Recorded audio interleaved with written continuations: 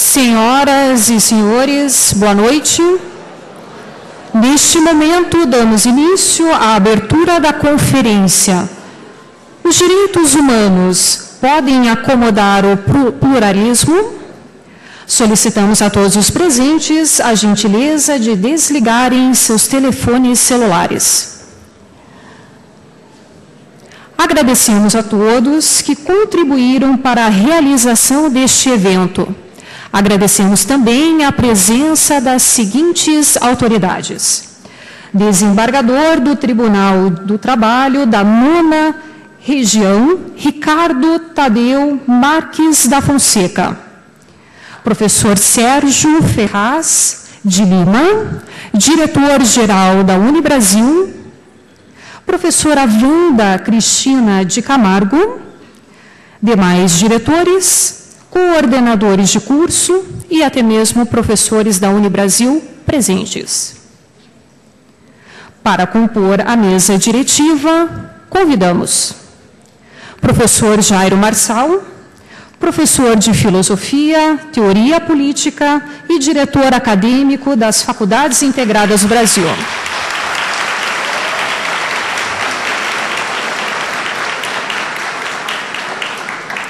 Professora Chantal Mouffe, professora de Teoria Política na Universidade de Westminster, Londres.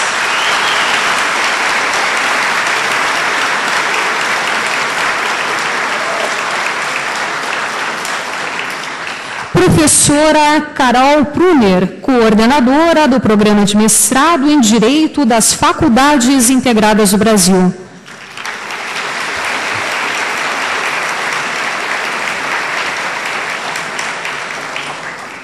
Professor Osias Paese Neves, coordenador adjunto do curso de Direito das Faculdades Integradas do Brasil.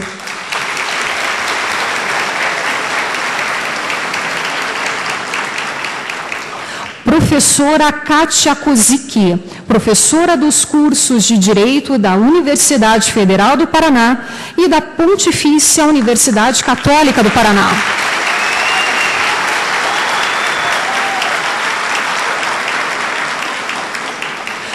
Professora Lucy Gon, professora membro do Departamento de Educação Básica, Ben Selem, Centro de Línguas Estrangeiras Modernas da Secretaria de Educação do Estado do Paraná, tradutora e intérprete acadêmica. Passamos a palavra ao professor Jairo Marçal para a abertura do evento. Boa noite a todos. A noite de hoje faz parte das comemorações dos 10 anos da Unibrasil. Nesses 10 anos, nossa instituição vem construindo sua identidade em torno de uma escolha de princípios educativos. Basicamente, a nossa educação se pauta pelo princípio da emancipação. A educação que emancipa na medida em que investe nas potencialidades dos seus estudantes. E nós sabemos o quanto é difícil a consecução de objetivos dessa natureza. Estamos falando, talvez, até de forçar potencialidades. Jacques Rancière, um filósofo francês importante, costuma citar um professor revolucionário francês chamado Joseph Jacotot. E o Jacotot dizia que só há 2 tipos de educação, e 2 caminhos na educação, e que são absolutamente opostos: a educação que emancipa e a educação que embrutece. A educação embrutece quando não permite que as potencialidades dos estudantes aflorem.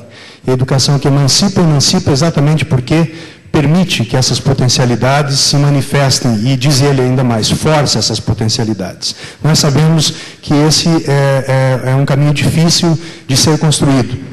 Mas lá, 10 anos atrás, a Unibrasil firmou esse compromisso e hoje essa ideia de uma educação que emancipa está firmada, preconizada no nosso projeto político institucional, nosso PPI. Então, o nosso PPI tem o seguinte compromisso, basicamente, né, de formar um estudante que seja forte no aspecto individual, Ou seja, nós firmamos a ideia do fortalecimento da individualidade, da subjetividade dos nossos estudantes e entendemos que isso só pode se dar na medida em que o estudante se aproprie dos conhecimentos historicamente construídos. E claro que no âmbito acadêmico, quando falamos desse conhecimento, estamos falando também de um conhecimento para a formação profissional. Mas a educação seria incompleta se investisse apenas na perspectiva da formação de um indivíduo forte. E a Unibrasil, portanto, tem um segundo suporte para a sua educação, que é a educação para a cidadania. O que seria essa ideia da educação para a cidadania? Esse indivíduo forte, e forte porque detém conhecimentos, porque se apropria de conhecimentos, porque tem uma perspectiva e um conhecimento profissional, ele também é capaz de transcender a sua condição de individualidade e emprestar a força da sua individualidade para a construção de um projeto político e social maior. É só a partir desses dois elementos, do indivíduo forte, que transcende sua condição e se transforma num cidadão, é que se pode sonhar com uma sociedade melhor, mais justa e dita democrática. A nossa convidada dessa noite, professora Chantal Mouffe, de longa data enfrenta esses temas voltados à questão da democracia, da verdadeira democracia, daquilo que ela chama de democracia radical, e do confronto entre os interesses públicos e privados no sentido da superação da condição de ambos para a construção de uma sociedade melhor. Então, a presença da professora Chantal Mouffe para nós é motivo de orgulho, porque vem de encontro às nossas expectativas, vem de encontro aos princípios educacionais dessa casa, e a professora é muito bem-vinda nessa noite. Neste momento, passamos a palavra à professora Kátia Kozicki. Boa noite a todos. Eu gostaria de iniciar essa breve apresentação que eu vou fazer da nossa convidada, agradecendo a todos os integrantes da diretoria da Unibrasil, professor Jairo Marçal, diretor acadêmico da instituição, professora Carol Proner, diretora do programa de pós-graduação em Direito, e dizer que a Unibrasil nos proporcionou realizar um sonho que vimos acalentando já há 10 anos, que foi quando se deu a última vinda da professora Chantal Mouffe a Curitiba. Ela esteve aqui conosco em abril ou maio, agora não me recordo bem, do ano 2000. E é um grande prazer tê-la de novo aqui conosco. E isto nos foi... É um convite que foi transmitido à professora Chantal Mouffe por mim, mas a pedido da direção da Unibrasil. Aproveito também para agradecer o professor Clemerson Melincleve, que teve a iniciativa de tornar possível esta vinda, e vou tecer apenas breves comentários acerca do significado da democracia radical, a qual depois ela vai se referir. Bom, a professora Chantal Mouffe é professora de Teoria Política no Centro de Estudos da Democracia, o qual é ligado à Universidade de Westminster, em Londres. Ela já lecionou em diversas universidades da Europa, dos Estados Unidos e também da América Latina. E é pesquisadora da Universidade de Harvard, da Universidade de Cornell, da Universidade da Califórnia, do Instituto de Estudos Avançados de Princeton, todos nos Estados Unidos, e também do Centro Nacional de Pesquisa Científica em Paris. Entre 1989 e 1995, a professora Chantal Mouffe foi diretora de programa no Colégio Internacional de Filosofia em Paris. Ela é autora ou coautora de diversos livros e diversos artigos científicos publicados em diversas línguas. Eu vou apenas me referir àqueles que são mais conhecidos, vou fazer menção em português, mas, infelizmente, a maior parte desses livros que eu vou mencionar não tem tradução em português. Hegemonia e Estratégia Socialista, rumo a uma política democrática radical, em coautoria com Ernesto Laclau, livro que este ano está completando seus 25 anos. Dimensões da democracia radical, pluralismo, cidadania e comunidade. O regresso do político, o paradoxo democrático, sobre o político, política e paixões, os riscos para a democracia. Bom, a professora Chantal Mouffe vem articulando, desde a década de 70, o que ela denomina de democracia radical e plural. Realizando uma crítica à chamada democracia agregativa, onde o eixo central de reflexão são os interesses, e ao modelo deliberativo de democracia, onde o eixo central é a razão, a democracia radical insere outro elemento nessa discussão, qual seja o das paixões. Esta teoria reconhece 3 diferentes ordens de motivações para os indivíduos atuarem: os interesses, a razão e as paixões. Ao introduzir o elemento passional na filosofia política, a matriz da democracia radical pretende ampliar o campo de análise das motivações das ações humanas para fora do debate interesse versus razão. Partindo-se do reconhecimento da importância das paixões no âmbito político, o que se procura é pensar um novo modelo de democracia que resgate a importância do pluralismo e que possa pensar uma nova forma de articulação, dentro da perspectiva democrática, para os princípios liberais de liberdade e igualdade. A construção do pensamento democrático radical se fundamenta, em grande parte, na teoria do discurso, na filosofia da linguagem ordinária e na teoria psicanalítica, a partir de autores como Roland Barthes, Ludwig Wittgenstein e Jacques Lacan. Jacques Derrida e o pensamento desconstrutivista também são uma referência teórica bastante significativa, quando Derrida concebe a democracia como um jogo inacabado e democracia por vir. A professora Chantal Mouffe também se apropria das noções de amigo e inimigo como elementos centrais da política, diferenciação esta proposta por Carl Schmitt. Na perspectiva dessa teoria, também deve ser ressaltado que o conceito de hegemonia é fundamental para se entender como se estruturam as relações de poder e como se constroem as identidades sociais. Aliás, este conceito enfatiza justamente a noção de que a identidade é algo construído socialmente, a partir de uma determinada estrutura de relações sociais, demonstrando a importância que as crenças e os valores desempenham, possuindo as mesmas um papel central na construção da identidade do sujeito.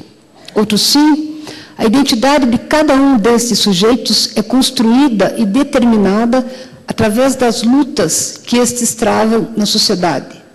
O espaço democrático é um espaço de conflito, mais do que um espaço de harmonia, e o conflito desempenha um papel essencial na construção das relações de poder que se tornam hegemônicas.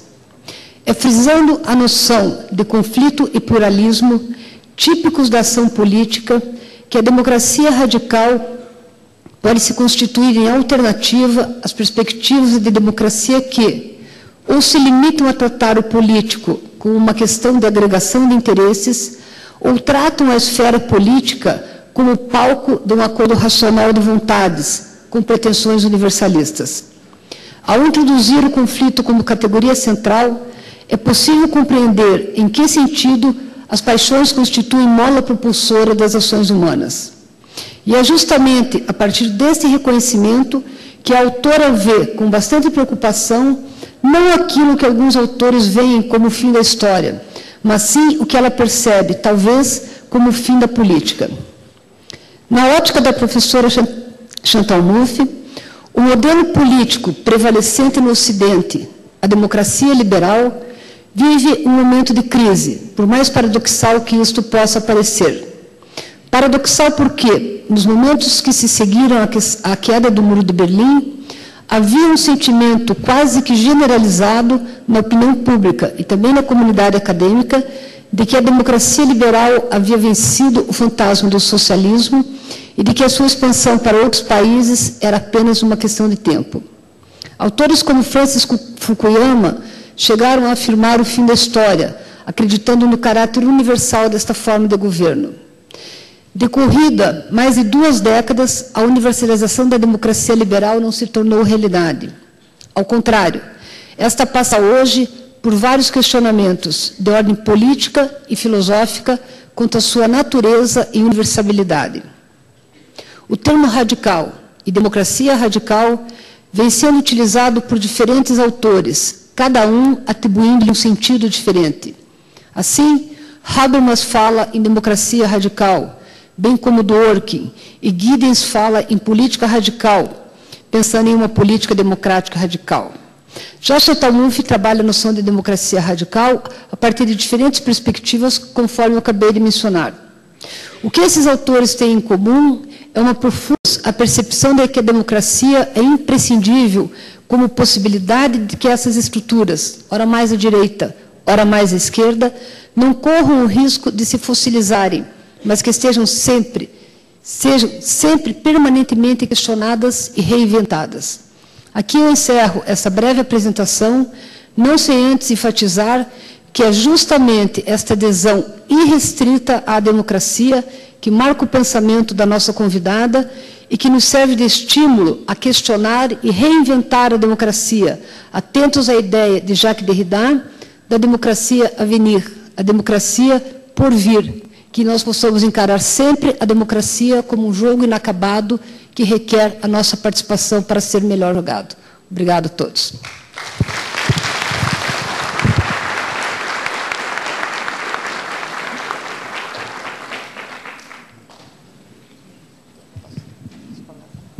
Então, agora a palavra com a professora Chantal Mouffe.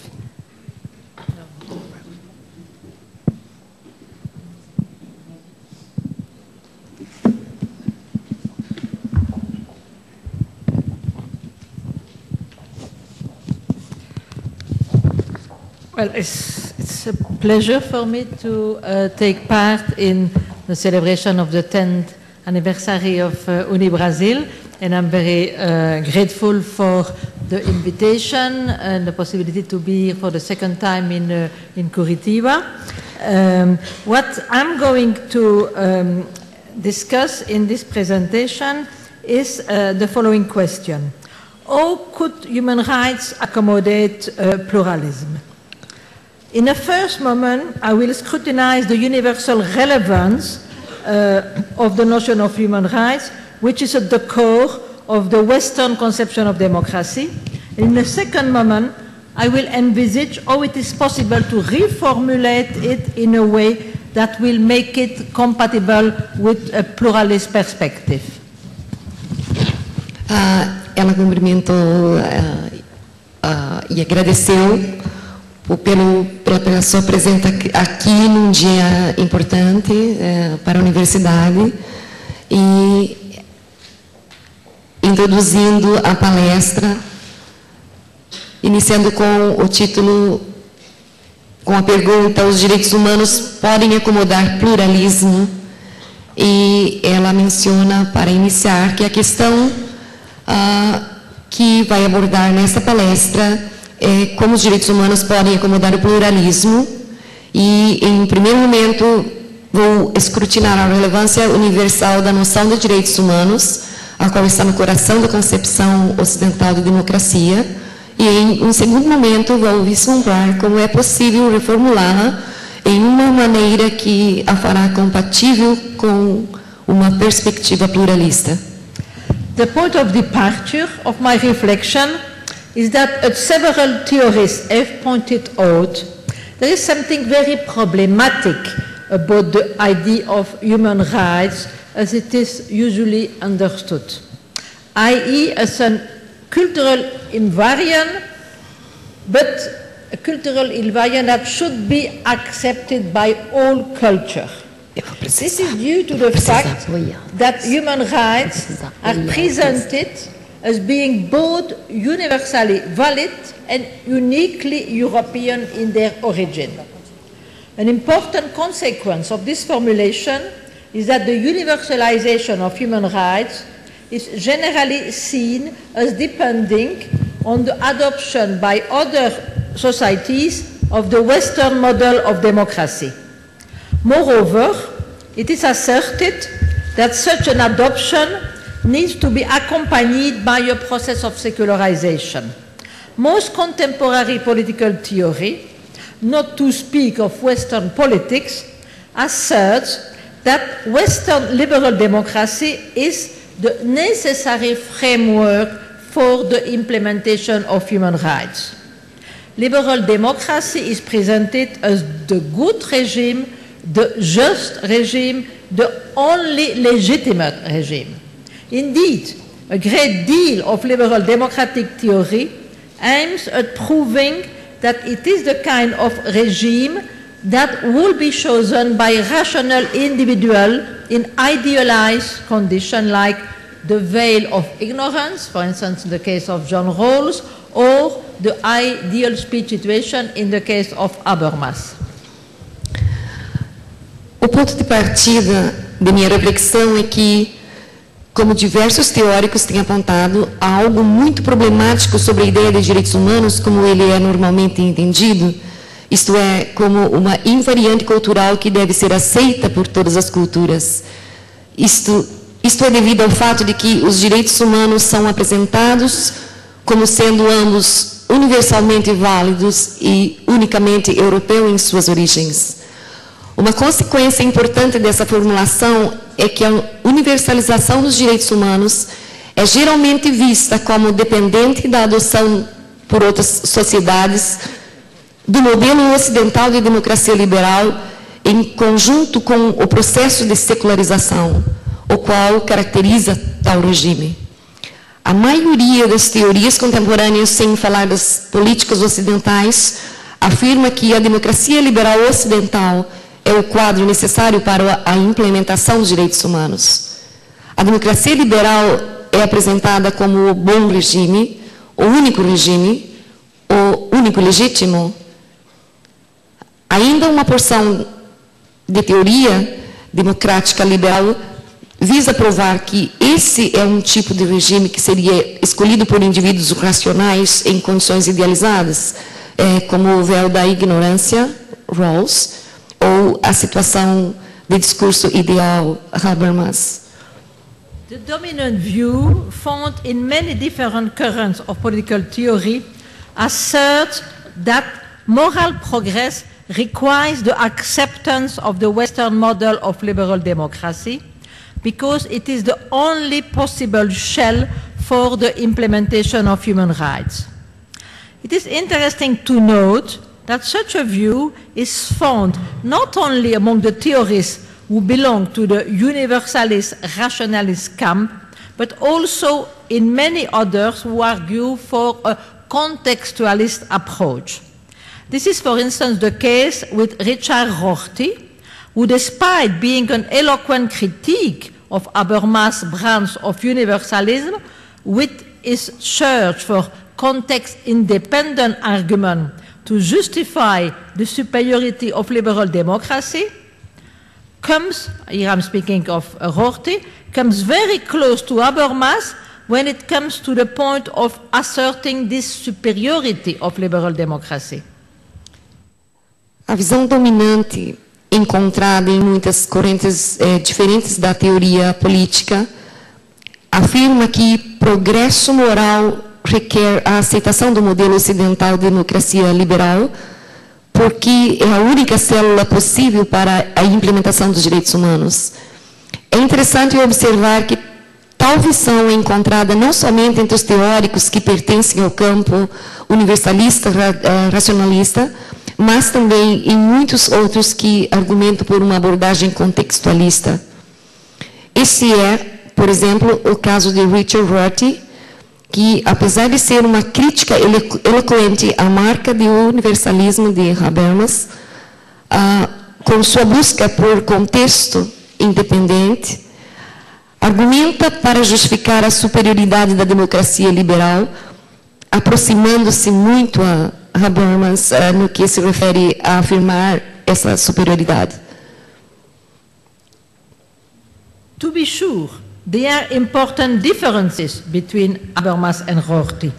Habermas believed that the process of universalization of liberal democracy will take place through rational argumentation, and that requires argument from transculturally valid premises, while Rorty insists in making a distinction between universal validity and universal reach. In his view, the universality of liberal democracy needs to be envisaged in this second mode, since it is not a matter of rationality, but of persuasion and economic progress. According to Rorty, it is a question of people having more secure conditions of existence and sharing more belief and desire with others. He is adamant that through economic growth and the right kind of what he calls sentimental education, it is possible to build a universal consensus around liberal democratic institutions. His disagreement with Habermas concern the way to arrive at such a universal consensus, not its very possibility. And he never puts into question the superiority of the liberal way of life. Na verdade, há diferenças importantes entre elas. Habermas acredita que o processo da universalização da democracia liberal tomará lugar através da argumentação racional e que isso requer argumentos de premissas transculturalmente válidas, enquanto Rorty insiste em fazer a distinção entre validade universal e alcance universal. Em sua visão, a universalidade da democracia liberal precisa ser vista nesse segundo modo, desde que esse não é o caso de racionalidade, mas de persuasão e progresso econômico. De acordo com Rorty, é uma questão de que as pessoas têm mais condições seguras de existência e compartilharem mais crenças e desejos com os outros. Ele está convencido de que, através do crescimento econômico e a maneira certa de educação sentimental, é possível construir um consenso em torno da instituição, das instituições democráticas, liberais democráticas. Sua discordância com Habermas refere-se à maneira como chegar a esse tal consenso universal, não à sua real possibilidade, e ele nunca coloca em questão a superioridade da maneira liberal de vida. Taking issue both with Habermas and Rorty, I want to challenge the idea that moral progress requires the universalization of Western liberal democracy with its specific understanding of human rights. I will argue in favor of a pluralist conception, allowing us to make room not only for the pluralism of culture and way of life, but also of good political regimes. In my view, liberal democratic institutions and the Western language of human rights represent only one possible political language game among others, and it cannot claim to have a privileged relation to rationality. We should therefore accept the possibility of a plurality of legitimate answers to the question of the good regime. Tomando partido em ambos, Habermas e Rorty, quero desafiar a ideia de que progresso moral consiste na universalização da democracia liberal ocidental, com sua específica compreensão de direitos humanos, argumentando em favor da concepção pluralista, permitindo-nos fazer espaço não somente para o pluralismo das culturas e modos de vida, mas também de bons regimes políticos. Em meu ponto de vista, instituições democráticas liberais e a linguagem ocidental dos direitos humanos representam somente um possível jogo de linguagem política, entre outros, e eles não podem afirmar ter uma relação privilegiada com a racionalidade. Devemos, portanto, aceitar a possibilidade de uma pluralidade de respostas legítimas às questões de um bom regime. Let me clarify that contrary to what many rationalists will certainly object, such a pluralist approach does not entail any relativism. This is not an everything goes approach that is unable to make any distinction among existing regimes. According to the pluralist perspective that I am advocating, some ethico-political conditions need to be fulfilled in order for a regime to qualify as just. Which requirement will need to be specified for a given political form of society to be accepted as a good regime is, of course, a very big issue, and I do not intend to resolve it here. I will limit myself to giving some indication on how this problem could be tackled. Deixa-me esclarecer isso, ao contrário ao que muitos racionalistas certamente objetariam, tal abordagem pluralista não envolve qualquer relativismo. Essa não é uma abordagem de tudo se inclui, que não é capaz de fazer qualquer distinção entre regimes já existentes. De acordo com a perspectiva pluralista que estou advogando, algumas condições ético-políticas devem ser preenchidas para que um regime se qualifique como tal. Quais requisitos precisariam ser especificados para uma dada forma política de sociedade ser aceita como um bom regime, é certamente de grande argumentação, e não tenho a intenção de resolver isso aqui, agora. Vou me limitar a dar algumas indicações em como esse problema poderia ser abordado.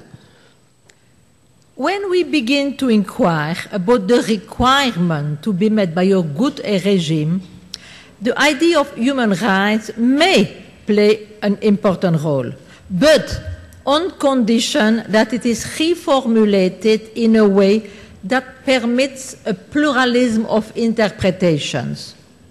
The need to acknowledge a multiplicity of legitimate formulation of human rights is being put forward by a variety of authors.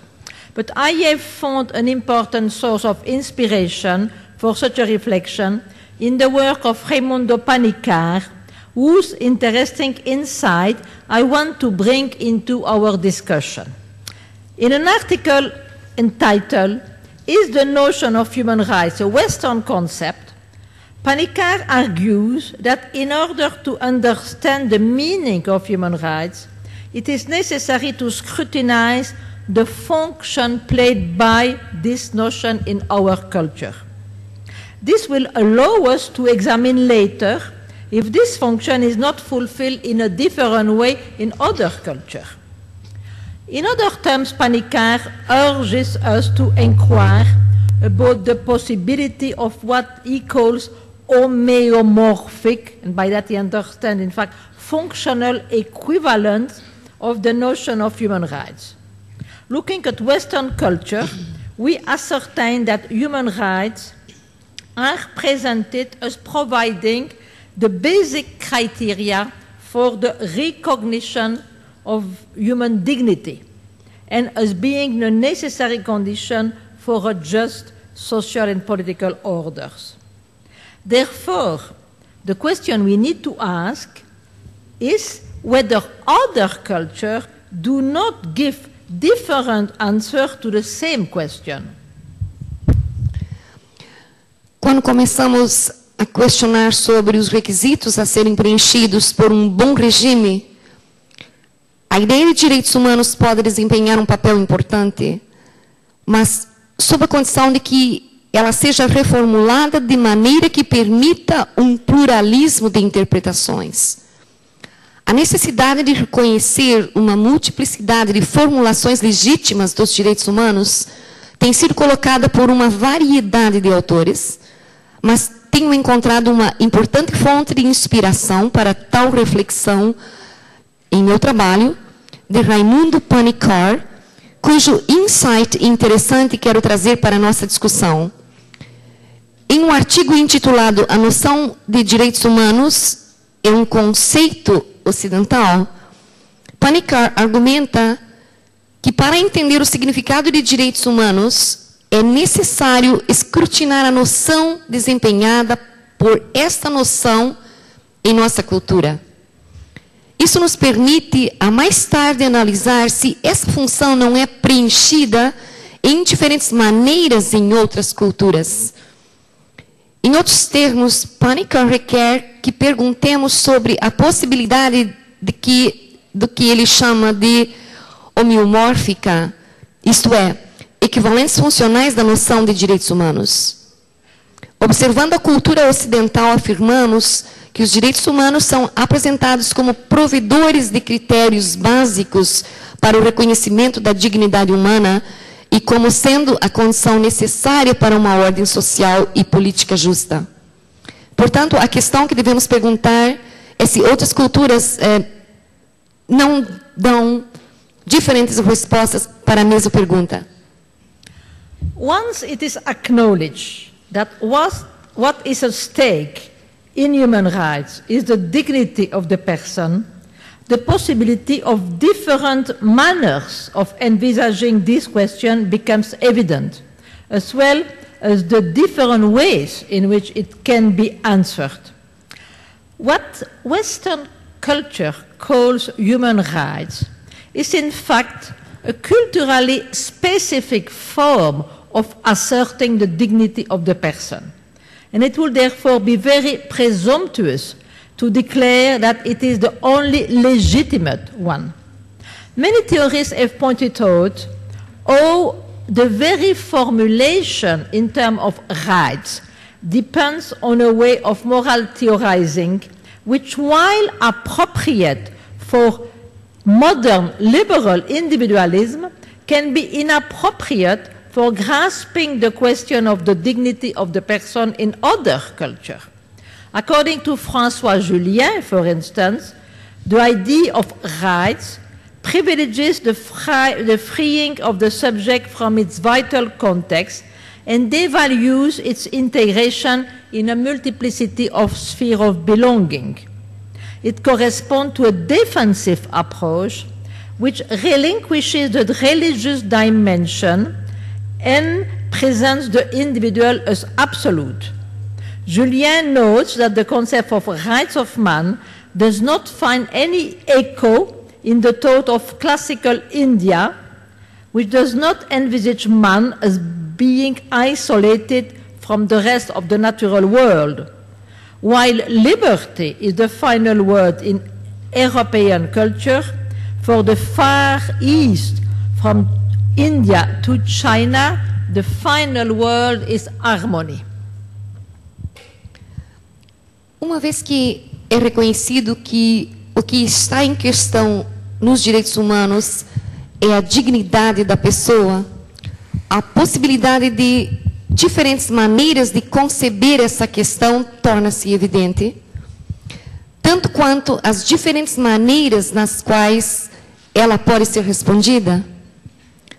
O que a cultura ocidental chama de direitos humanos é, de fato, uma forma culturalmente específica de afirmar a dignidade de uma pessoa e que isso, portanto, seria muito presunçoso declarar que é a única legítima. Muitos teóricos têm apontado como essa formulação em termos de direitos. Depende, de certa maneira, a teorização de moral, a qual, enquanto apropriada para o individualismo liberal moderno, pode ser inapropriada para uma abordagem da questão da dignidade da pessoa em outras culturas.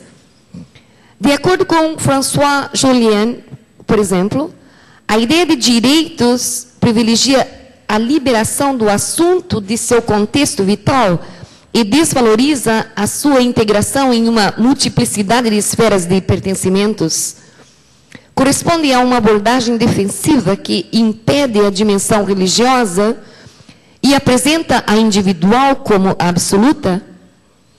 Julien observa que o conceito de direitos do homem não encontra qualquer eco no pensamento da Índia clássica, que não visiona o homem como sendo isolado do resto do mundo natural, enquanto liberdade é a palavra final da cultura europeia para o distante leste, da Índia à China, a palavra é harmonia. It is in the same line of thought that Panikkar illustrate how the concept of human rights relies on a well-known set of presuppositions, all of which are distinctively Western, namely, there is a universal nature that can be known by rational means. Human nature is essentially different from and higher from the rest of reality. The individual is an absolute and irreducible dignity that must be defended against society and the state. The autonomy of that individual requires that society be organized in a non-hierarchical way as a sum of free individuals. All those presuppositions, say Panikkar, are definitively Western and liberal, and they are distinguishable from other conceptions of human dignity in other cultures. For instance, there is no necessary overlap between the idea of the person and the idea of the individual. The individual is the specific way in which liberal Western discourse formulate the concept of the self. However, other cultures envisage the self in different ways. Bhikkhu Parekh, for his part, has shown how non-liberal societies rest on a theory of overlapping self. According to him, those bound together by familial, kinship, religious, or other ties do not see themselves as independent and self-contained ontological units involved in specific kind of relationship with others, but rather as bearers of overlapping self whose identities are constituted by and incapable of be defined in isolation from this relationship. For them, individual and self are distinct and their boundaries do not coincide. So, that naturally distinct individual may or may not share their self in common. Each individual is deeply implicated in the life of those related to him, and their interests, life and life plans are inextricably interlinked and incapable of individuation. É na mesma linha de pensamento de Panikkar, é na mesma linha de pensamento que Panikkar demonstra como o conceito de direitos humanos pousa em um bem conhecido conjunto de pressuposições, todas as quais são distintamente ocidentais, citadas, então, a uma natureza humana universal que pode ser conhecida por meios racionais. A natureza humana é essencialmente diferente de e maior do que o resto da realidade. O indivíduo tem uma dignidade absoluta e irredutível que deve ser defendida contra a sociedade e o Estado. A autonomia desse indivíduo requer que a sociedade seja organizada em uma maneira não hierárquica, como uma soma de indivíduos livres. Todas aquelas pressuposições de Panikkar são definitivamente ocidentais e liberais, e são distintas de outras concepções de dignidade humana em outras culturas. Por exemplo, não há sobreposição entre a ideia de pessoa e a ideia de indivíduo. O indivíduo é a maneira específica na qual o discurso ocidental liberal formula o conceito de si próprio. Contudo, outras culturas visionam o si próprio em diferentes maneiras. Bhikkhu Parekh, por sua parte, tem mostrado como sociedades não liberais pousam na teoria da sobreposição de si próprios.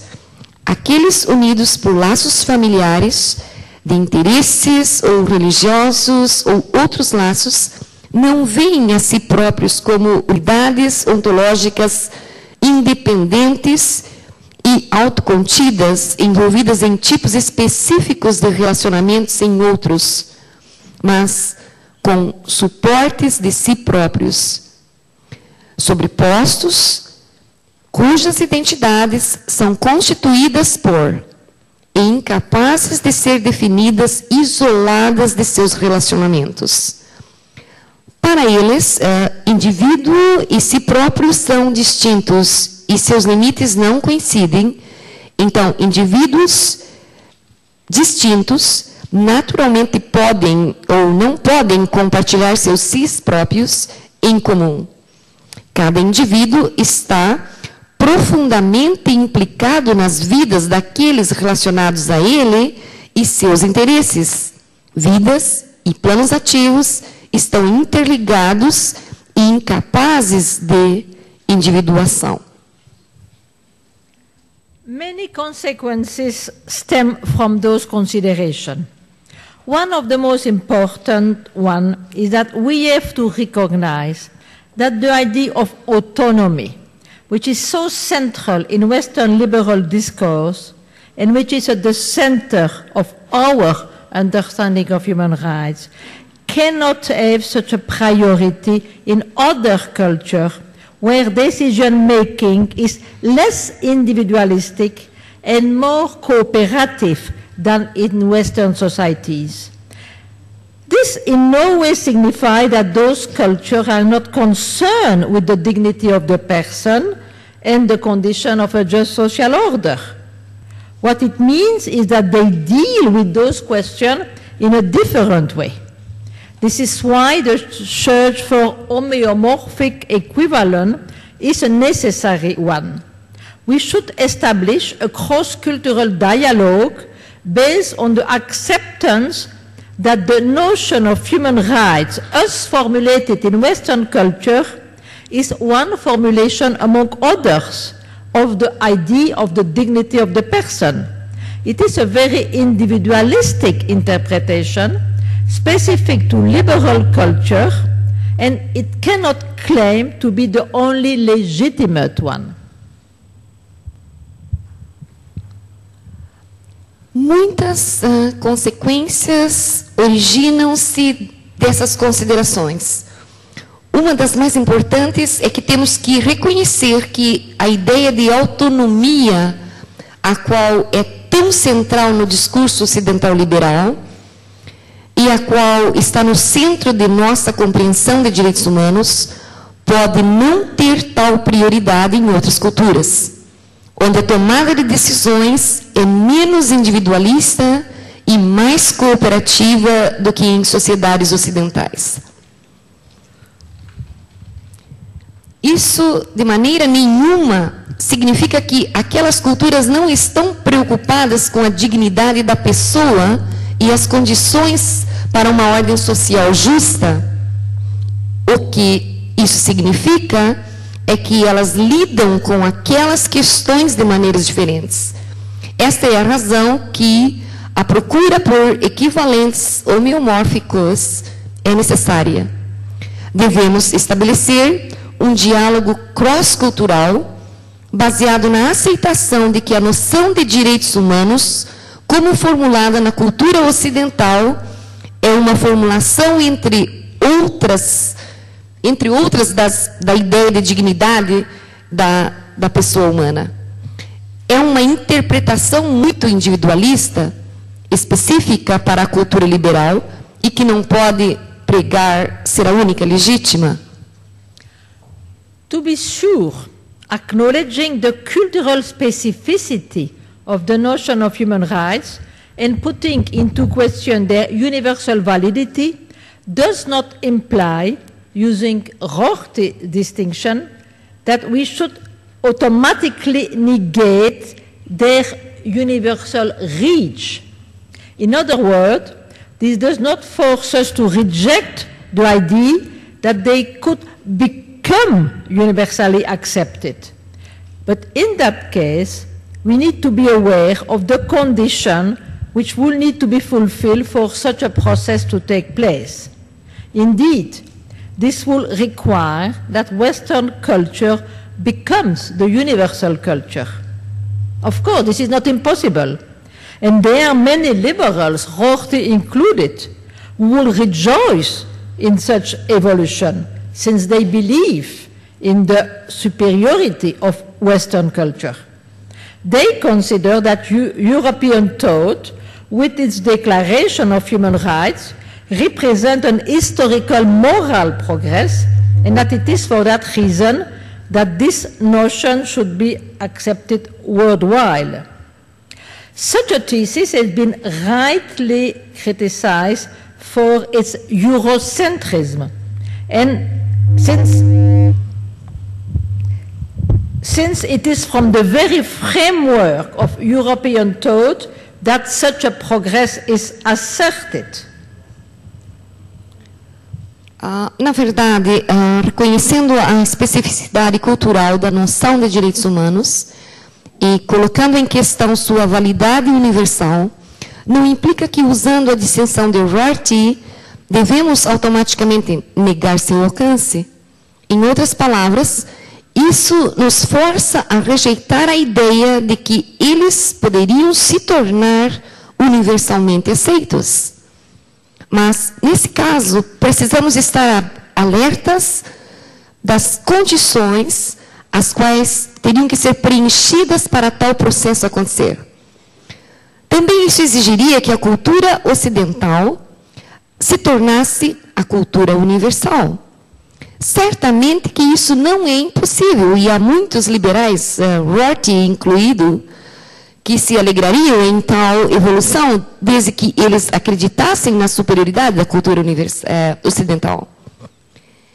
Eles consideram que o pensamento europeu, com sua Declaração de Direitos Humanos, representa um histórico progresso moral e que é por essa razão que essa noção deveria ser aceita mundialmente. Tal tese tem sido criticada de imediato por seu eurocentrismo, já que é do quadro do pensamento europeu que tal progresso é afirmado. Another view presents the universal character of human rights as the consequence of the fact that the Western way of life, linked to the joint development of science and capitalism, have finally managed to impose itself on the rest of the world, and that all societies are now bound to accept the mode of thought that accompanies those transformations. In this case, the link between human rights and the hegemony of the Western model is openly asserted. Many people are no doubt ready to celebrate Western hegemony with its conception of human rights, although they might, of course, justify this hegemony on different grounds. But many others will see such a situation not as a cause for celebration, but as something that they want to criticize. In fact, several thinkers have been calling our attention to the danger that such a process of homogenization will imply. One of them is the Portuguese theorist Boaventura de Sousa Santos, to whose work I will now turn because I find his ideas particularly fruitful for the elaboration of the pluralist approach that I am advocating. Outro ponto de vista apresenta o caráter universal dos direitos humanos como consequência do fato que o modo de vida europeu, relacionado ao desenvolvimento conjunto das ciências e do capitalismo, tem finalmente conseguido impor-se no resto do mundo e que todas as sociedades estão agora sujeitas a aceitar o modo de pensar que acompanham aquelas transformações. Nesse caso, o elo entre direitos humanos e a hegemonia do modelo ocidental é abertamente reconhecido. Muitos, não há dúvida, estão prontos para divulgar a hegemonia ocidental com sua concepção de direitos humanos, embora justificando esta hegemonia em diferentes bases. Mas muitos outros não veem tal situação como um motivo para celebração. Na verdade, diversos pensadores têm chamado nossa atenção para os perigos que tal processo de hegemonização implicaria. Um deles é o teórico português Boaventura de Souza Santos, para cujo trabalho vou me dirigir por achar suas ideias, que suas ideias são particularmente frutíferas devido à elaboração da abordagem pluralista que estou advogando. Sousa Santos argues that as long as they are conceived as universal, human rights will always be an instrument of what he calls globalization from above. That is, something imposed by the West on the rest of the world.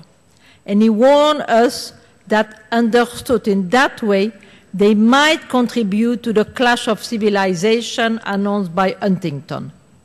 Taking his bearings from Panikkar, Sousa Santos also stresses the importance of looking for functional equivalent of the idea of human rights in other cultures. The very question of the universality of human rights, he says, indicate that it is a Western cultural question, particular to a specific culture. Indeed, the focus on universality is a product of Western culture. And this is why the idea of universal human rights cannot be presented as a cultural invariant.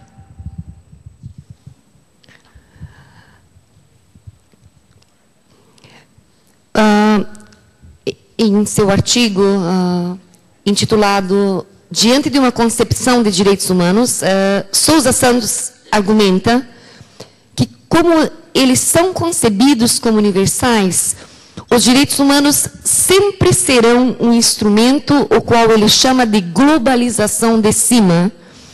Isso é algo imposto pelo Ocidente para o resto do mundo. Por essa razão, eles podem contribuir para o impasse da civilização anunciado por Huntington. Em concordância com Panikkar, Sousa Santos também aponta a importância de procurar pelos equivalentes funcionais da ideia de direitos humanos em outras culturas. A questão da universalidade dos direitos humanos, diz ele, indica que é uma questão cultural do Ocidente particular a uma cultura específica, porque o foco da universalidade é um produto da cultura ocidental.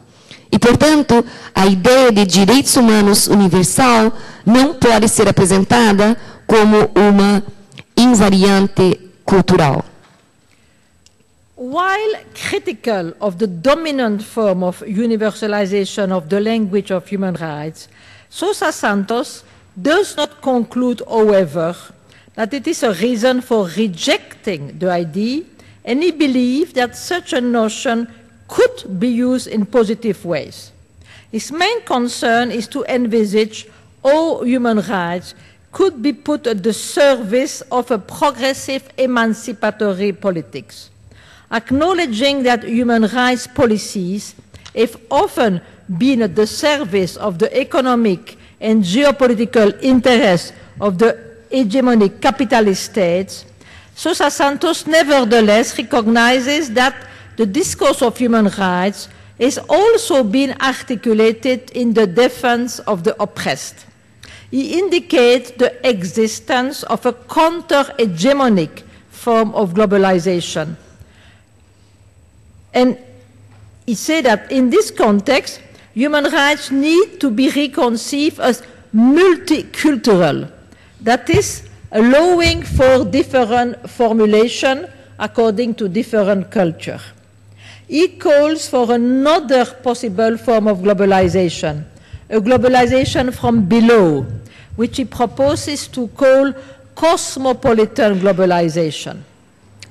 To avoid any misunderstanding, let me indicate straight away that Sousa Santos utilizes the term cosmopolitan in a manner which is very different from the conventional modern sense, where it is associated with rootless universalism and individualism, world citizenship, and negation of territorial or cultural borders.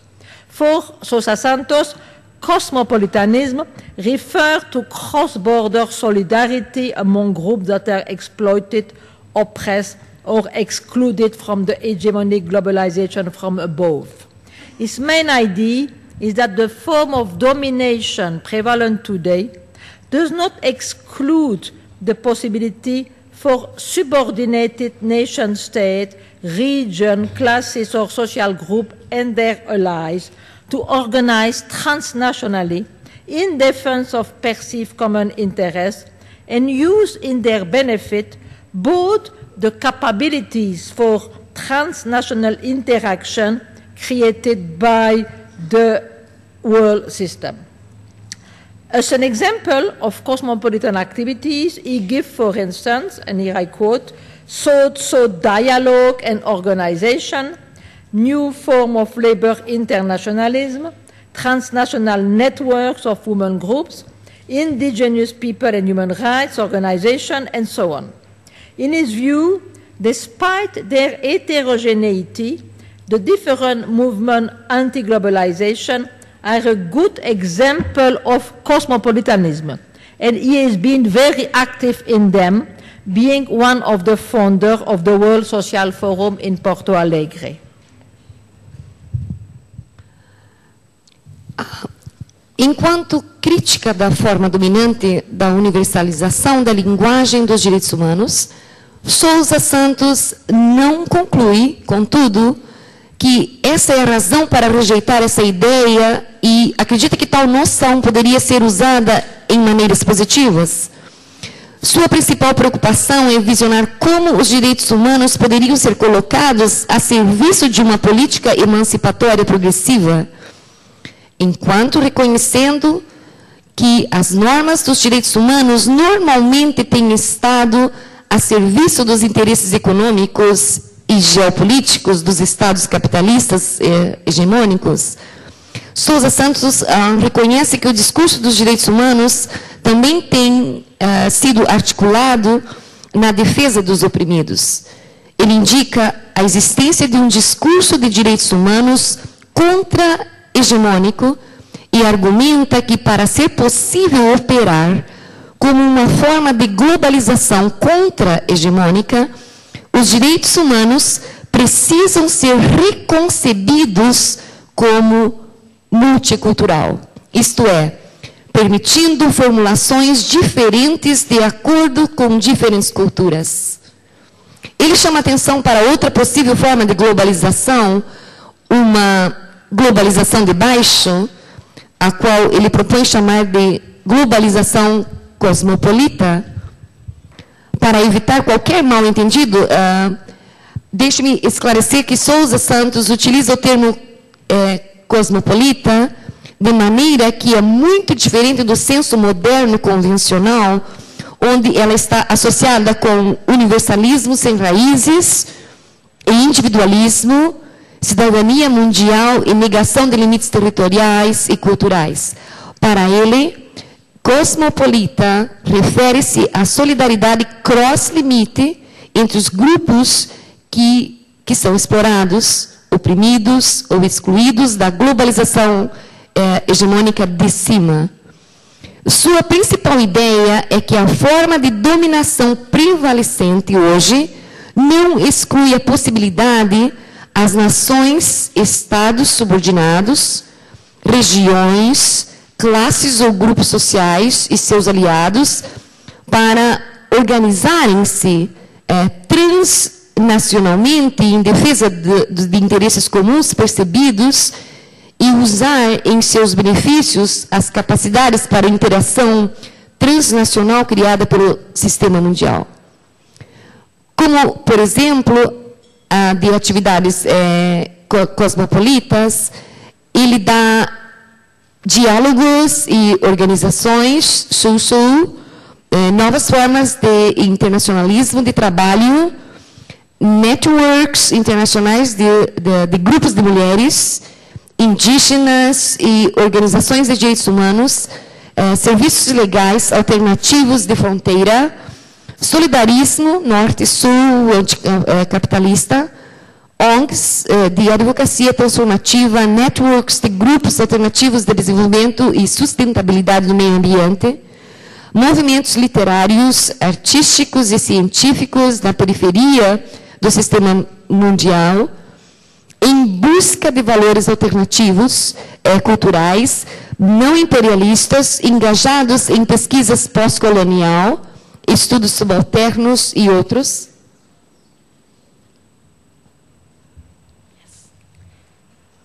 It is indeed crucial to realize that an important political struggle is taking place around the discourse of human rights, and this at multiple levels. There is, of course, a struggle between those who want to use it to impose the Western model on the rest of the world, and those who resist such an imposition because they see it as a vehicle for Western imperialism. But there is also a struggle in the West between different formulations of those rights. As Fred Dahmer reminds us, in the literature on human rights, it is customary to distinguish between 3 generations of rights. First, civil and political rights, anchored in modern Western individualism. Next, social and economic rights, sponsored chiefly by socialist movement. And finally, cultural and collective rights, championed mainly by non-Western and indigenous people. Some authors believe in the existence of an harmonious synthesis between all those different rights. But many others, note Dahmer, affirm that they are in conflict. For instance, it is clear that the realization of second-generation rights, such as adequate housing and health care, requires a curtailment of first-generation rights like private property. Other problems arise with the integration of third-generation rights because individual civil rights can easily enter in conflict with the preservation of cultural and collective claim. To realize that even in the West, the discourse of human rights is a terrain where an hegemonic struggle is taking place about their definition and mode of implementation should make us aware of the impossibility to determine once and for all their correct definition and their final content, and also how they should be universally implemented. And this should lead us to acknowledge cultural specificity and accept the existence of different versions of human dignity instead of resorting to false universalism. And this is, I think, what a pluralist approach should stand for.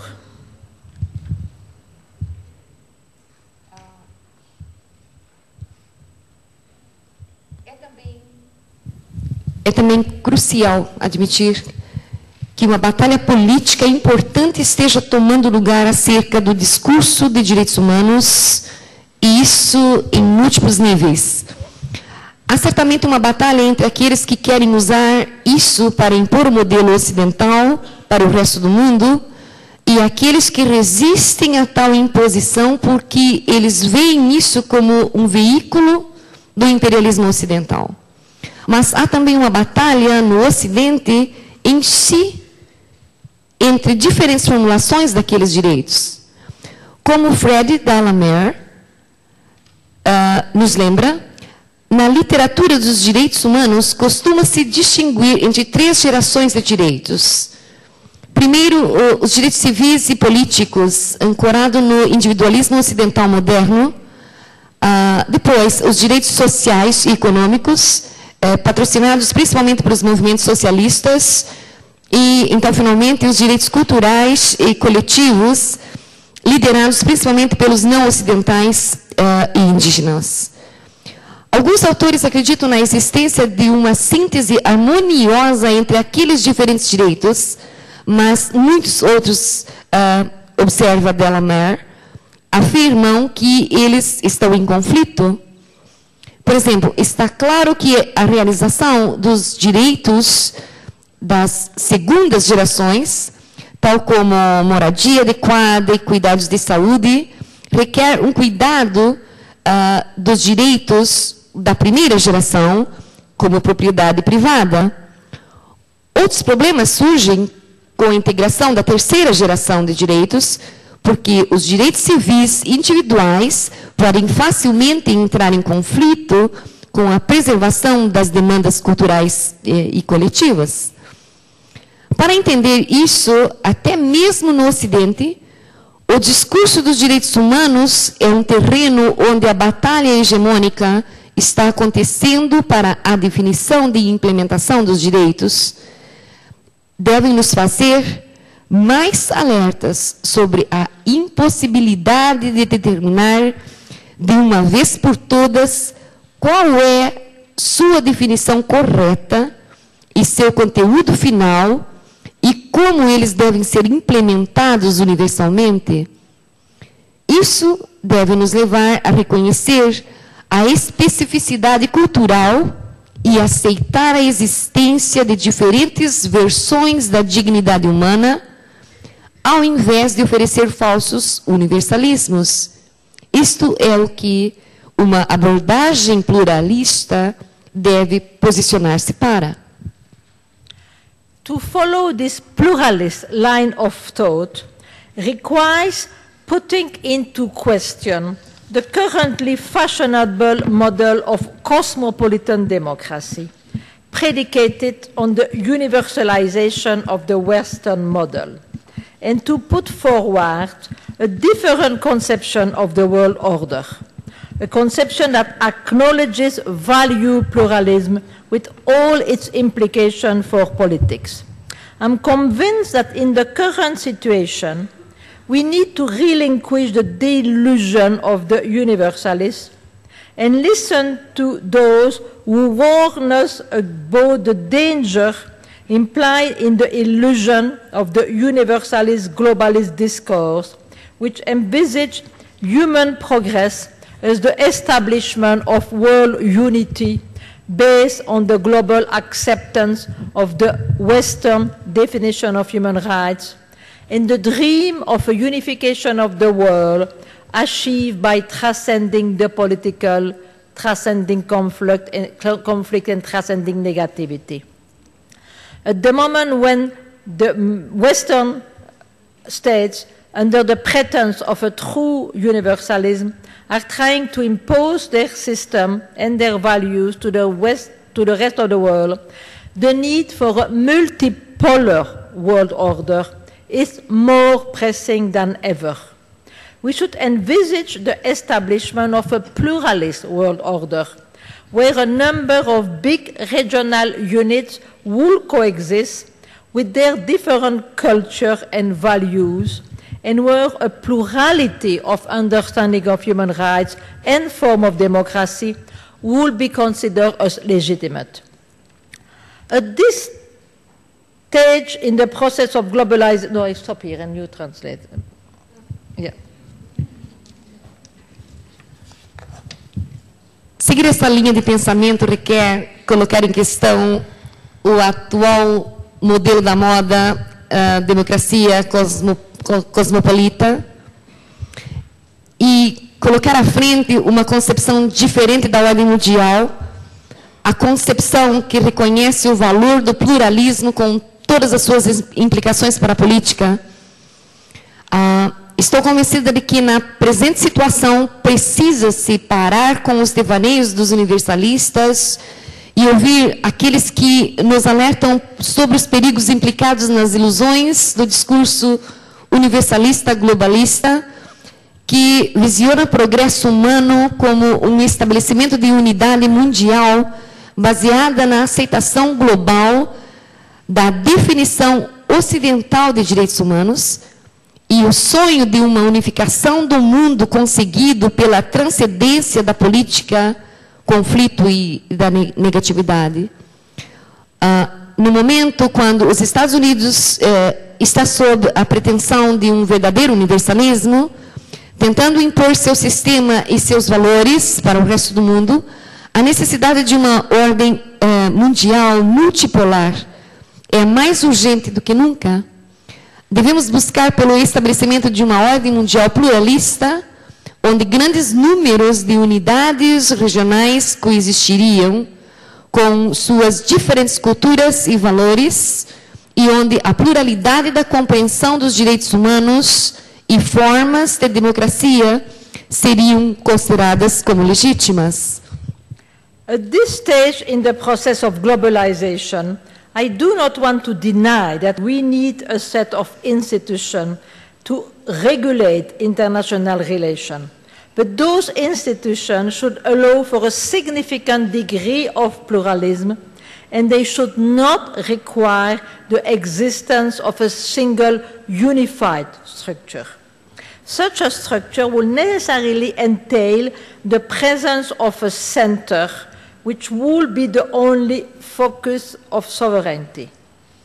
This is, in my view, a recipe for disaster. And the thought that I would like to share with you is that a pluralistic world order is the only way to avoid the announced clash of civilization. It is crucial to realize that the universalist approach does in fact contribute to this clash. By attempting to impose the Western conception of democracy, deemed to be the only legitimate one on recalcitrant societies, it is bound to present those who do not accept this conception as enemies of civilization, thereby denying their right to maintain their culture and creating the condition for an antagonistic struggle among different civilizations.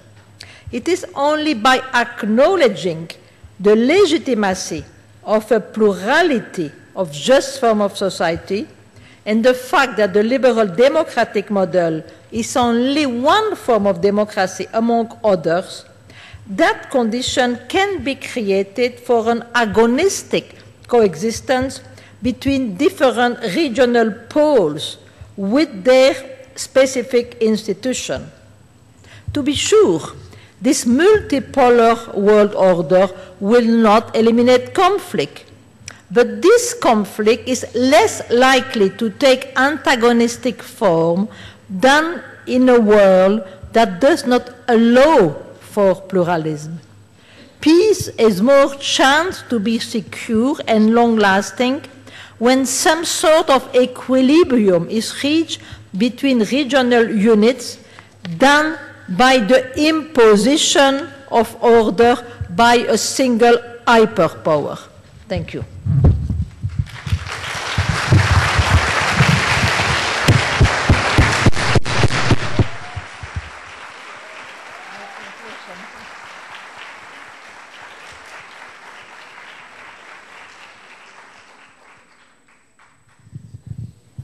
Suas últimas palavras, enfim, neste estágio do processo de globalização, não quero negar que precisamos de um conjunto de instituições para regular as relações internacionais. Mas aquelas instituições deveriam permitir um grau significante de pluralismo e eles não devem requerer a existência de uma única estrutura unificada. Tal estrutura envolveria necessariamente a presença de um centro, o qual seria o único local de soberania. Isto é, em meu ponto de vista, uma receita para desastre, e o pensamento que gostaria de compartilhar com vocês é uma ordem mundial pluralista. É a única maneira de evitar o anunciado confronto da civilização. É crucial dar-se conta que a abordagem universalista, de fato, contribui para este confronto. Ao tentar impor a concepção de democracia ocidental, considerada ser a única legítima em sociedades recalcitrantes, é quase como apresentar aqueles que não aceitam essa concepção como inimigas da civilização, portanto, negando seus direitos de manter suas culturas e criando as condições de uma batalha antagonista entre diferentes civilizações. É somente ao reconhecer a legitimidade da pluralidade de formas justas de sociedade e o fato que o modelo democrático liberal é somente uma forma de democracia, entre outras, que podem ser criadas condições para a coexistência agnóstica entre diferentes polos regionais com suas específicas instituições. Na verdade, esta ordem mundial multipolar não eliminará o conflito, mas este conflito é menos propenso a tomar formas antagônicas do que em um mundo que não permite o pluralismo. A paz tem mais chance de ser assegurada e duradoura quando um tipo de equilíbrio é alcançado entre as unidades regionais do que pela imposição da ordem por um único hiperpoder. Obrigada.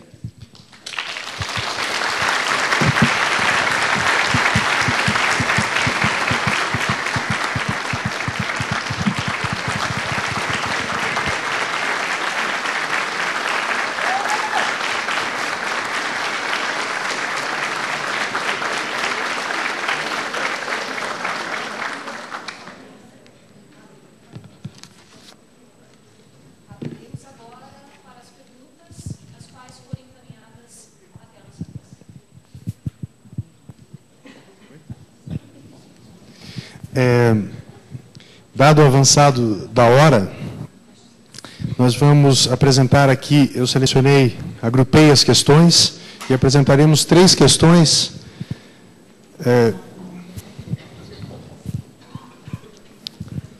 Lucy?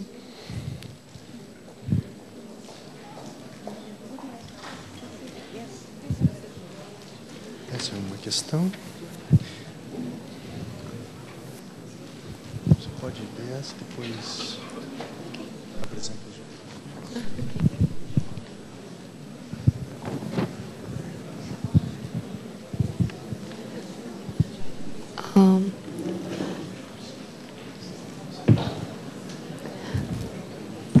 No, it's okay.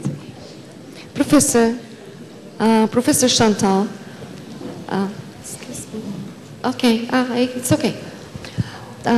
Shall we start? Okay.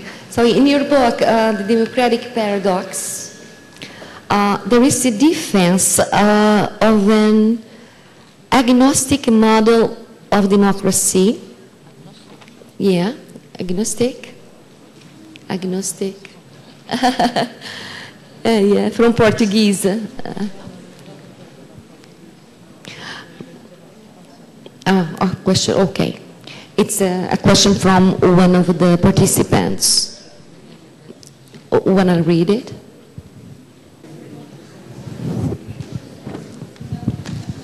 Ok, a pergunta formulada foi sobre o seu livro chamado The Democratic Paradox.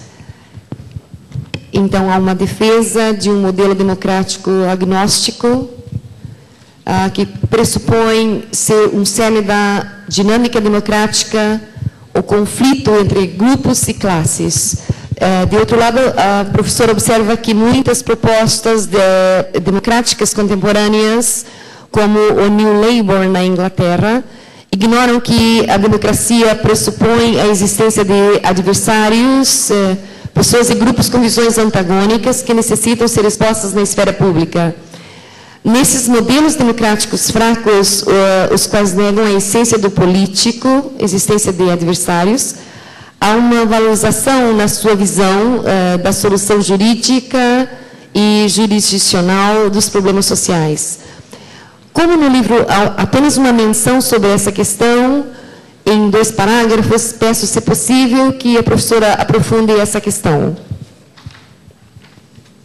Yes, I want to begin by clarifying that I'm not speaking of a model of agnostico model. It's an agonistic. That's very different from agnostic, because I made a distinction between antagonism and agonism.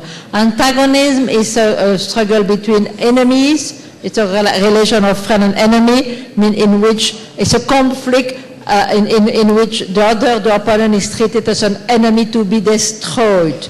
Agonism, an agonistic relation, is a conflict which is also, it shares something with the idea of an antagonistic conflict, because it's the idea it's a conflict that cannot be resolved by rational ways. It's a conflict in which one of the two sides needs to win. It's not a conflict that is for which there will be a possible rational solution. But the difference is that the opponents do not treat themselves as enemies to be destroyed, but as adversaries. That is, they accept the legitimacy of the opponent to fight for another conception. So it's very important because this is the basis of my conception.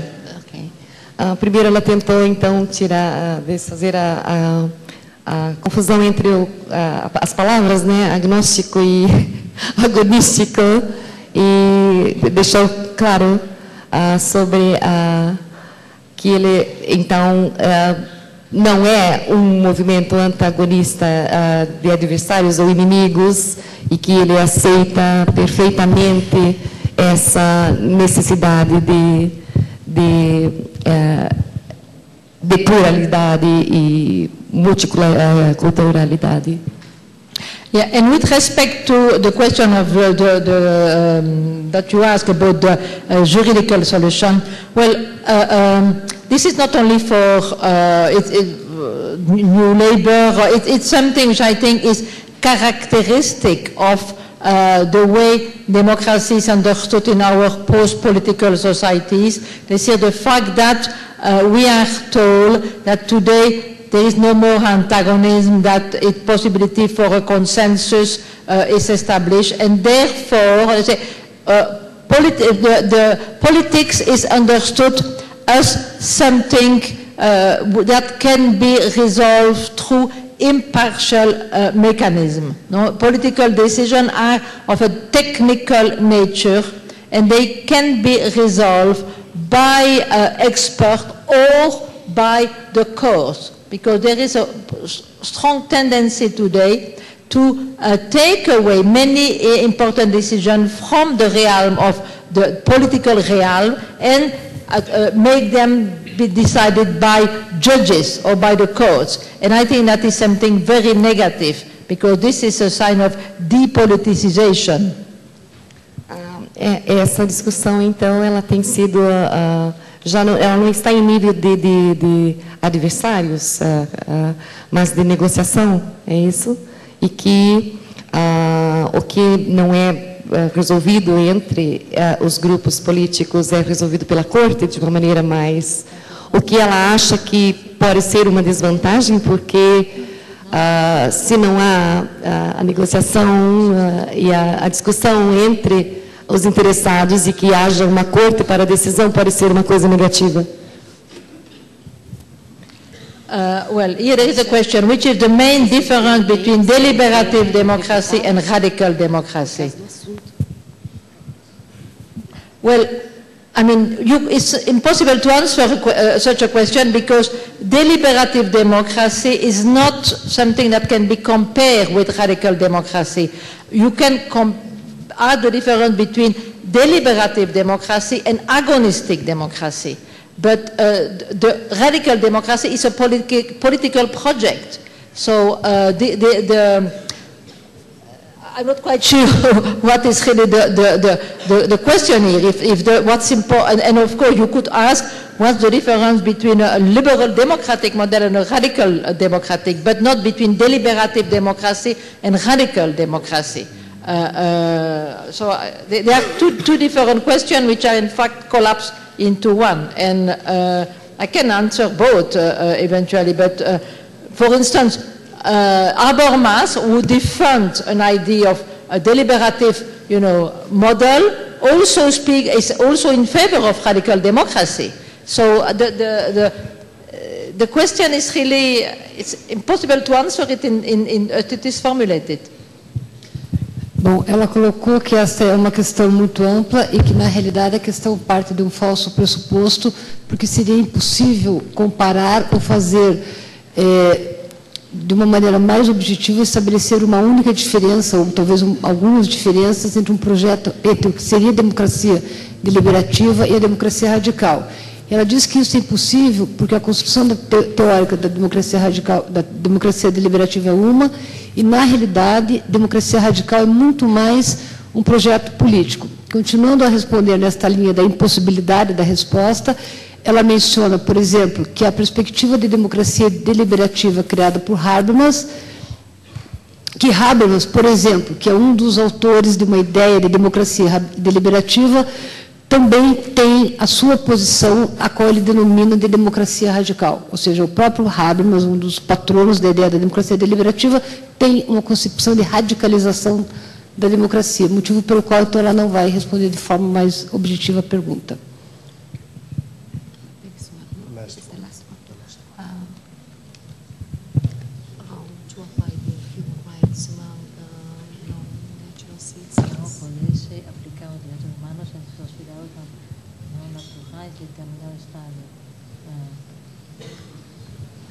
Como pode-se aplicar os direitos humanos entre os cidadãos não naturais de determinado Estado?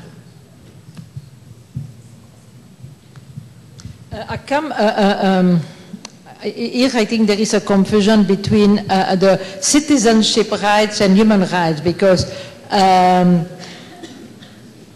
the question of human rights is not something that depends of the fact that you are you've got your human rights independently of the fact that you are or not a citizen in a country. So, for instance, let's say immigrants in a country, they do have their human rights. They don't have citizenship rights. And if I understand the question, is that cidadão não natural de determinado Estado. Well, the question concerns really citizenship right, because the citizens who are living in a state but are not originally from that state. That is what the question asks, I suppose. No? Yeah. Well, as I said, the question you can't really apply their human rights there, because they do not lose their human rights.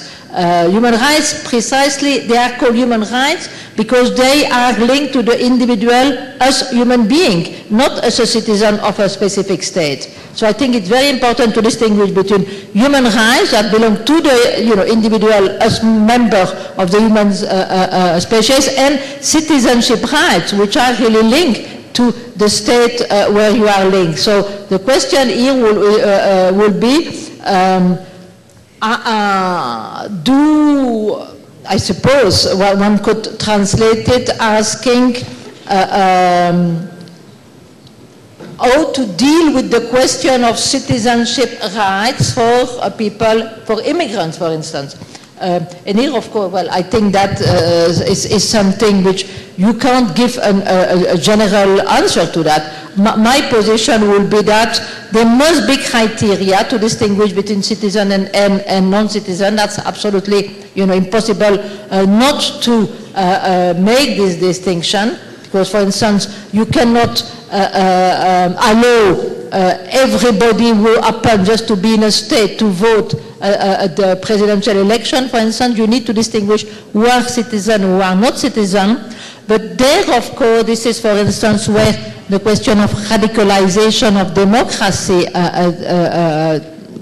is relevant, because a radical democratic politics will extend the number of citizens. They will give much more facilities, for instance, for immigrants to become citizens after a shorter period.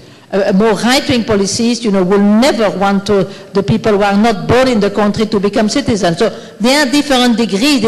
There are different answers to the question of where are you going, which kind of criteria are you going to use in order to give citizenship rights to those immigrants. But criteria you need to. You can't just say that everybody should have citizenship.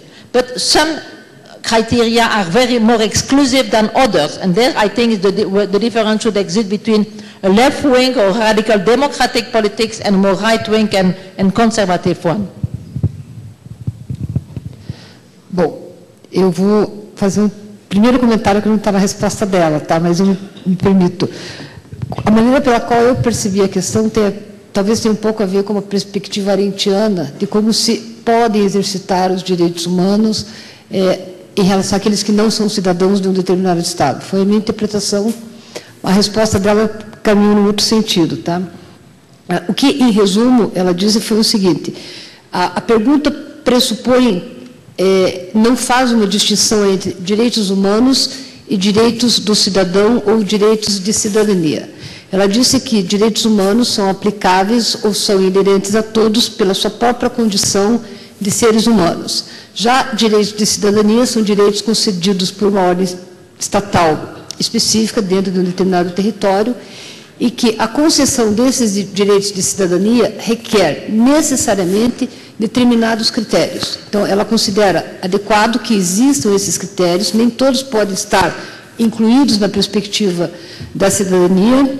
O que ela coloca em relação à perspectiva da democracia radical é que, em uma perspectiva democrático-radical, o que se poderia é ter critérios diferenciados para conceder os direitos de cidadania, maneiras diferenciadas para conceder esses direitos aos imigrantes, diferentes dos critérios que nós temos hoje, talvez com o menor período de tempo necessário para a sua aquisição e assim por diante. Foi, em resumo, o que eu consegui mais ou menos.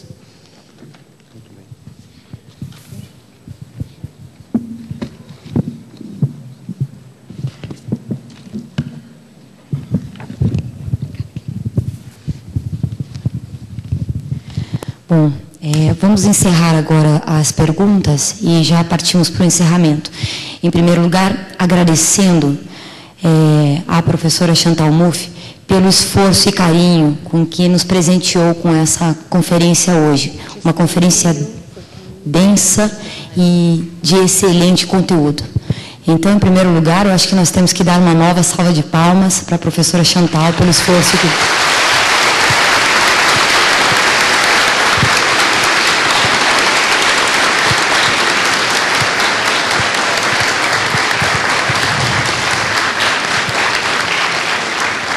Em segundo lugar, eu queria também fazer um agradecimento especial à professora Kátia Kozik, que acompanha academicamente a professora Chantal há muitos anos, e que sem a professora Kátia não teríamos a professora Chantal conosco essa noite.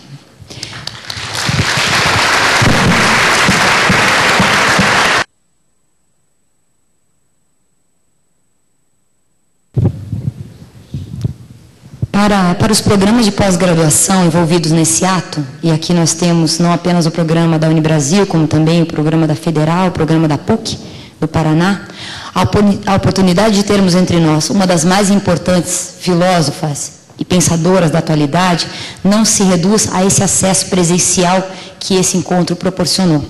Significa principalmente, nesses últimos meses, o estímulo que nós recebemos também quanto aos preparativos da sua chegada, as reflexões com que com entusiasmo nós perseguimos e o que nos permitiu explorar o pensamento da autora e suas reflexões que muitas vezes subvertem, como vocês puderam ver, os sentidos hegemônicos a respeito de direitos humanos e democracia. As categorias teóricas da autora transformaram a forma de pensar de muitos intelectuais em diversos países e também de muitos movimentos sociais e políticos. Um amigo ontem lembrava que há uma década, há 10 anos, quando da visita da professora Chantal aqui a Curitiba, uma determinada corrente de um partido político aqui da cidade, né, adotou o pensamento da Chantal Mouffe como referencial do seu partido político. Então, da sua corrente, e emprestou o seu nome, né, o nome Democracia Radical, e com autodenominação, e também o sentido de radicalidade preconizado pela autora como exercício de sua atuação política. Esperamos que essa visita de hoje também traga renove essas influências. A atualidade do pensamento da autora verifica-se, apenas para citar um exemplo, e nós estamos em ano eleitoral, ao reivindicar o avivamento do político, na sua dimensão de exercício dos antagonismos, como bem explicou a professora. O melhor posicionamento, ao invés de usar antagonismos, é a palavra agonismo, que é uma das suas categorias de análise. A construção da democracia precisa da política, implica a existência do conflito, dos antagonismos e, como ela trabalha em seu livro, dos adversários, em oposição ao conceito de inimigo. E qualquer teoria que pretenda eliminar o conflito e a pluralidade somente vai alcançar espaços de falsas neutralidades, pretensos consensos carentes de legitimidade, muito provavelmente impostos por sistemas de poder. A reflexão que a autora faz a respeito das ideias de direitos humanos, normalmente entendida em nossa sociedade, a partir de universais válidos a priori e com um matiz europeu, como bem ela explicou, fruto do progresso moral da humanidade, como adjetivado muitas vezes, introduz uma crítica irresistível, subverte o sentido lógico racional que inspira, no caso dos direitos e do direito internacional, o tradicional e consolidada visão a respeito dos direitos humanos e de sua validade. Essa provocação, por si só, nos obriga, se é que há realmente um compromisso com a democracia, a considerarmos outras possibilidades de interpretação, reconhecer o pluralismo, a diversidade e exercitar algo que se chama otredar, que é uma expressão espanhola, uma comparação da nossa cultura com outras culturas, é parte do exercício da democracia radical e plural proposta pela autora. Mover as nossas bases sólidas, as nossas certezas absolutas e nossos edifícios de segurança jurídicas será necessário, caso desejemos trilhar os caminhos da democracia. Em nome do mestrado em Direito da Unibrasil, do grupo de professores e alunos do mestrado da Unibrasil e das demais pós-graduações envolvidas neste ato, dos alunos da Unibrasil aqui presentes, dos professores e das autoridades, nós agradecemos a sua memorável presença. E senhores, docentes, discentes, em nome das Faculdades Integradas do Brasil, Unibrasil, agradecemos a presença de todos por terem prestigiado este evento nessa noite. Muito obrigada.